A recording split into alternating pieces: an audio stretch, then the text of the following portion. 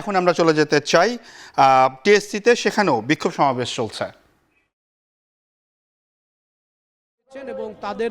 এই সমবেতর যেই শুরুর দিকে যে পরিমাণ শিক্ষার্থী ছিল তার থেকে অনেক গুণ বেশি শিক্ষার্থী এখানে এসে জড়ো হয়েছেন এবং তারা তাদের যেই দাবি সেই মূল দাবিটি হচ্ছে যে যারা ধর্ষণের সঙ্গে জড়িত এবং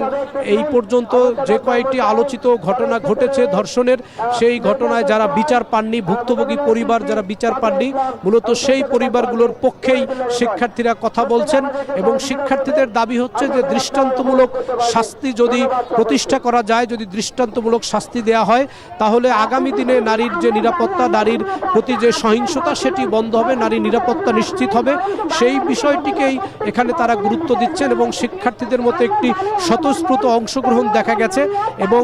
বিভিন্ন সময় ঢাকা বিশ্ববিদ্যালয়ের শিক্ষার্থীরা যে অন্যায়ের অনিয়মের যে প্রতিবাদ করে থাকেন সেই প্রতিবাদের ধারাবাহিকতায় তারা ঢাকা বিশ্ববিদ্যালয়ের রাজু ভাস্কর্যে ইফতারের পরে এসে জড়ো হয়েছেন এবং এখানে ঢাকা বিশ্ববিদ্যালয়ের নিয়মিত শিক্ষার্থী যারা বিভিন্ন আবাসিক হলে যারা থাকেন তারাই এখানে এসেছেন এবং তারাই সমবেত হয়েছেন এবং শিক্ষার্থীদের সংখ্যা উপস্থিতি ক্রমান্বয়ে আরও বাড়ছে এবং তাদের দাবি যেটি হচ্ছে যে এই নারীর প্রতি যে সহিংসতা, নারীর পোশাক, নারীর চলাফেরা নিয়ে যেই ধরনের বুলিং করা হচ্ছে, তাদেরকে নিপীড়ন করা হচ্ছে, নানান ধরনের কটূক্তি করা হচ্ছে, এই বিষয়গুলো নিয়ে মূলত তারা সোচ্চার হয়েছেন। একই সঙ্গে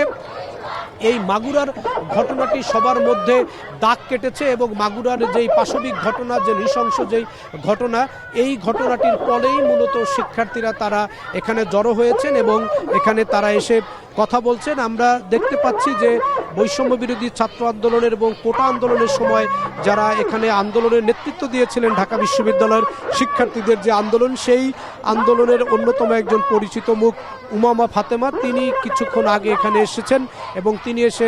শিক্ষার্থীদের সাথে কথা বলছেন এবং গতকাল রাতেও আমরা দেখেছি যে উমামা ফাতেমা তিনি শিক্ষার্থীদের পক্ষে এখানে কথা বলেছেন এবং তিনি বক্তব্য রেখেছেন। তিনি একটু আগে এসেছেন এবং শিক্ষার্থীরা এখানে ক্রমান্বয়ে শিক্ষার্থীদের উপস্থিতি বাড়ছে এবং যেই ধর্ষণ বিরোধী মঞ্চ যেটি ঘোষণা করা হয়েছে মূলত